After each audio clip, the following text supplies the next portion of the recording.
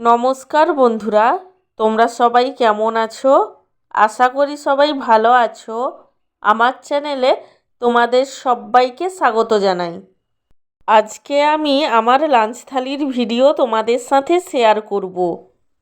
আজকে আমার লাঞ্চের থালিতে আছে গরম গরম সাদা ভাত, তার সঙ্গে আছে বেগুন ভাজা, আলু সেদ্ধ। আলু সেদ্ধটা আমি সর্ষের তেল, কাঁচা লঙ্কা আর নুন দিয়ে মেখেছিলাম। আর আছে পেঁপে সেদ্ধ। পেঁপে সেদ্ধটাকে সর্ষের তেল এবং নুন দিয়ে মেখেছিলাম। সব শেষে আছে সর্ষে বাটা দিয়ে ইলিশ মাছের ঝাল।